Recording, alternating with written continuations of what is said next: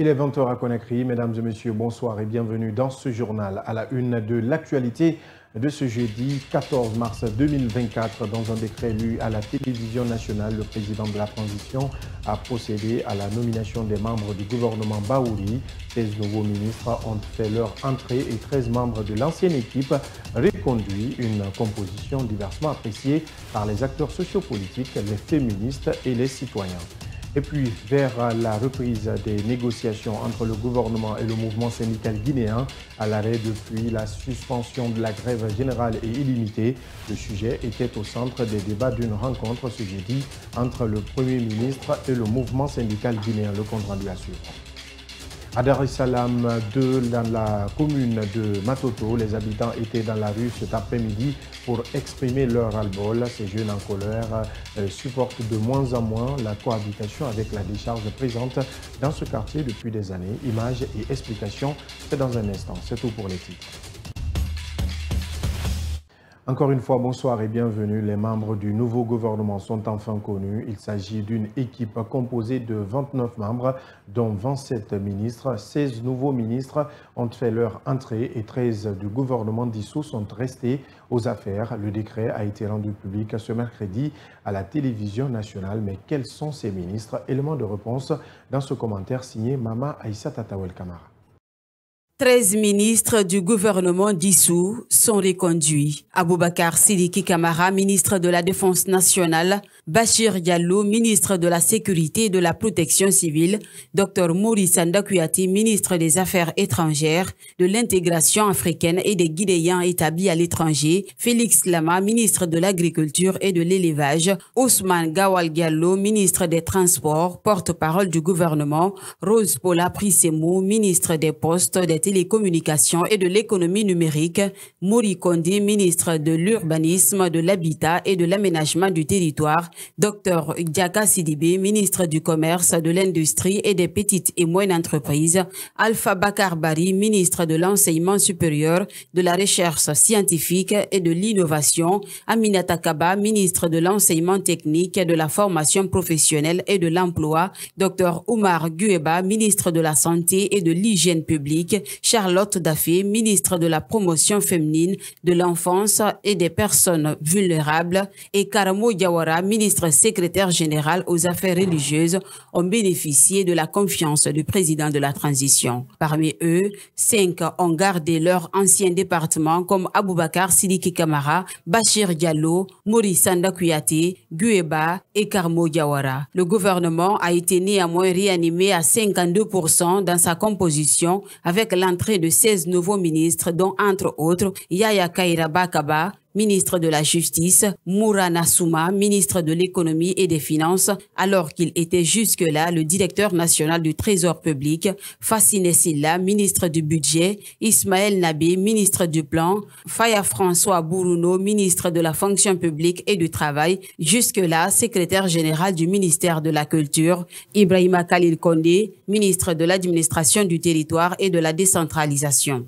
Diami Diallo, ministre de l'Environnement, Aboubakar Kamara, ministre de l'Énergie, de l'Hydraulique et des Hydrocarbures, Bouna Silla, ministre des Mines et de la Géologie, Mahamadou Abdoulaye Diallo, ministre des Infrastructures et des Travaux publics, Fatima Kamara, ministre de la Pêche, Jean-Paul Sedi, ministre de l'Enseignement préuniversitaire, Fana Souma, ministre de l'Information, jusque-là directeur général de la RTG, Kéamou Bogola Raba, ministre de la Justice et des Sports, jusque-là acteur politique, Moïse Silla, ministre de la Culture, et Benoît Kamano, secrétaire général du gouvernement. Voici l'ossature du gouvernement tant attendu par la population. Ces 29 membres ont désormais la lourde tâche de diriger leurs différents départements.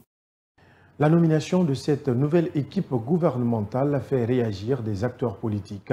27 ministres avec seulement 16 nouveaux. Les avis sont mitigés. Mamadou Tanoba. La nouvelle équipe gouvernementale dirigée par Amadou Riba n'est pas différente de celle de Bernard Goumou. C'est l'avis d'Edouard Zoutomou Pogomou de l'UDRP. Il ne voit aucun changement d'orientation du CNRD. Quand vous dissolvez, vous voulez dire par là que l'équipe qui était là n'a pas été à la hauteur. Et dans cette équipe, malheureusement, il y a certainement des gens capables. Mais quand vous allez jusqu'à vilipender, si vous voulez, toute l'équipe, mais il vaut mieux chercher de nouvelles personnes pour essayer quelque chose de nouveau. Ça veut dire que l'orientation n'a pas changé. Fondamentalement, nous sommes toujours dans la trajectoire qui a été tracée par le CNRD, qui reste, et ce que nous avions perçu dès le départ, qui est la confiscation du pouvoir. Si d'aucuns pensent que les nouveaux membres du gouvernement ne sont pas le choix du Premier ministre Bahouri, Faya Milimono du BL estime tout le contraire. Moi je dis, c'est une interprétation que de dire le Premier ministre Amadou Ouriba n'aurait peut-être pas souhaité le retour de certains. Je crois que en tant que Premier ministre chef du gouvernement, j'imagine qu'il a été consulté ou qu'il a eu son mot à dire sur chaque cas, soit de confirmation ou de nomination de nouveau.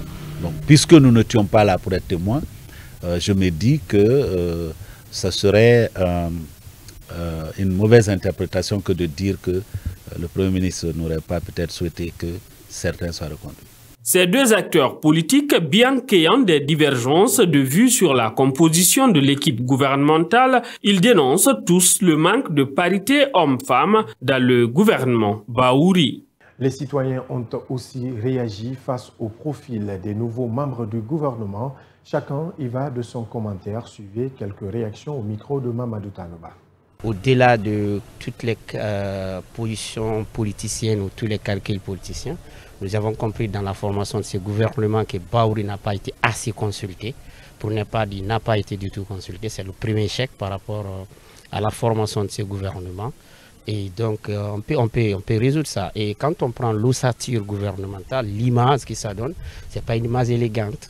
Cette image, ce n'est pas une bonne image gouvernementale qu'on a vue hier. Bon, peu importe, on ne sait pas sur quels critères les militaires se sont basés pour mettre ces gens au poste de responsabilité, pour diriger le reste de la transition. Mais je pense qu'on avait besoin cette fois-ci, si un gouvernement était dissous, on avait besoin d'une image gouvernementale qui inspirait la crédibilité. Mais ça n'a pas été le cas. Bon, la nomination du Premier ministre jusqu'à avant-hier ou hier continue avec la nomination du reste des postes ministériels.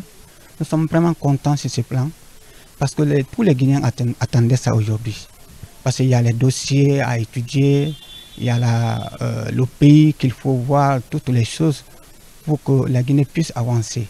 Donc moi je ne peux qu'apprécier ce courage, cet ordre. C'est vraiment le courage que le comité de transition a pris pour mettre fin à ça. Nous donner maintenant la nouvelle équipe qui va continuer à diriger notre pays.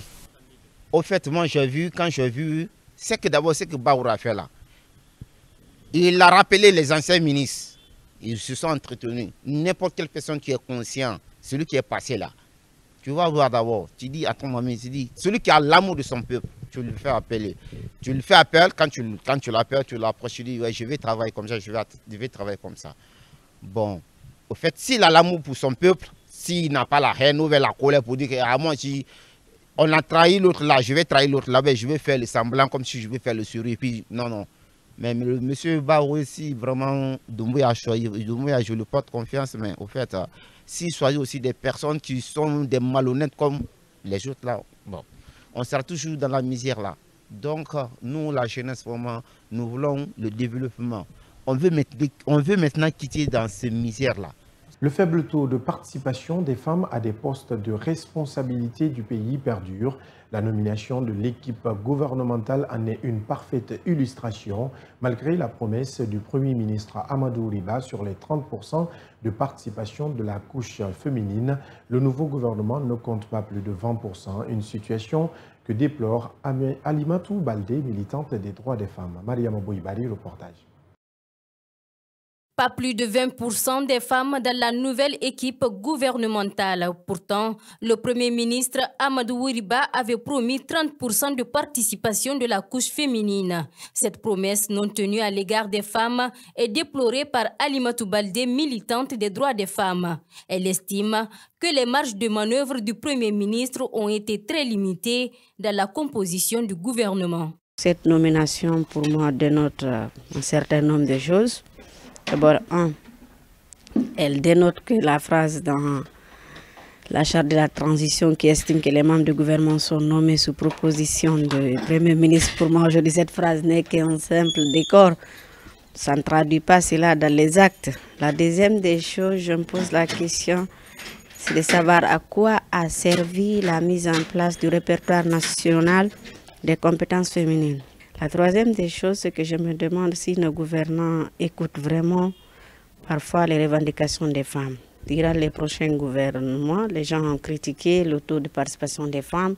Au CNT, c'est la même chose. Maintenant, si encore un nouveau gouvernement avec ce quota minime encore moins de 30%, alors que dans le monde entier, on court vers les 50%, c'est-à-dire la parité, honnêtement, c'est décevant.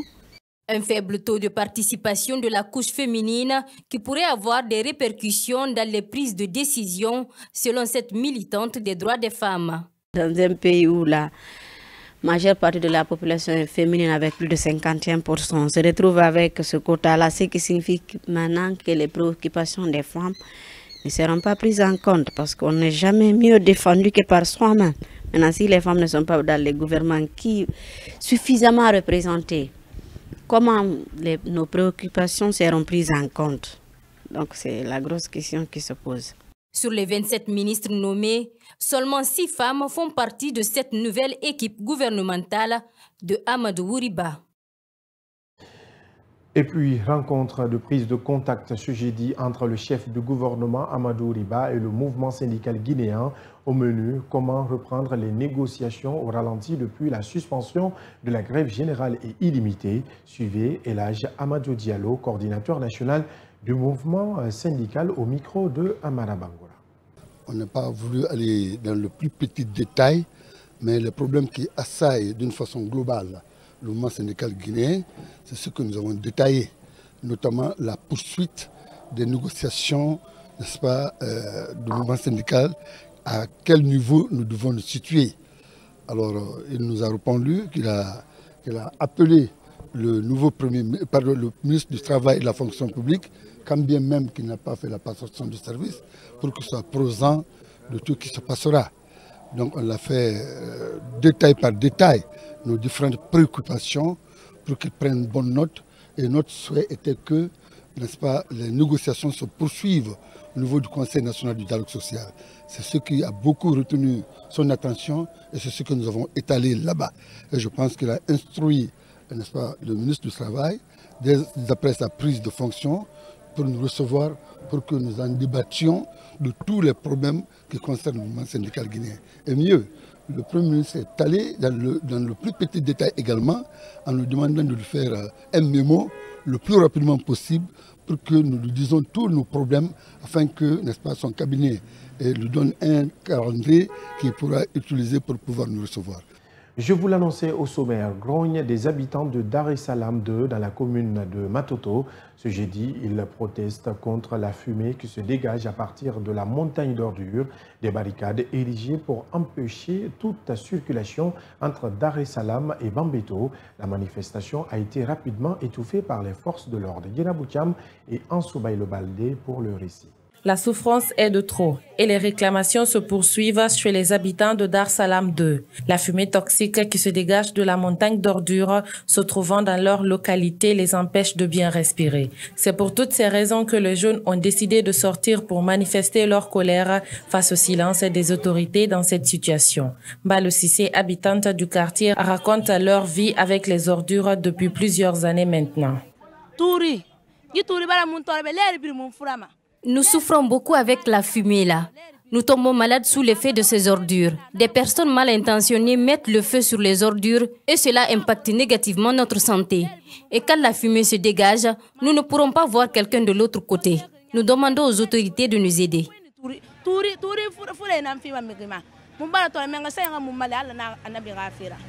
Les jeunes ont barré la route pour empêcher la circulation sur le tronçon Dar Salam Bambeto à l'aide des troncs d'arbres et des cailloux.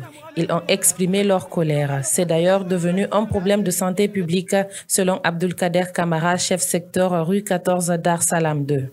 La population de Dar Salam souffre, mais même pas Dar Salam seulement maintenant là, parce que c'est tout Conakry qui souffre. Moi, personnellement, j'ai fait beaucoup de démarches pour ça, j'ai fait beaucoup d'interventions à cause de ces ordures-là, mais jusqu'à présent, le temps n'a pas pu trouver solution. Nous sommes tous malades ici, nous sommes menacés quoi, à cause de cette montagne d'ordures. Vous avez vu la fumée là, la nuit on ne peut même pas dormir bien, parce que les fumées là rentrent même dans nos maisons. La présence des forces de l'ordre sur les lieux a permis de neutraliser la manifestation. Rentrez.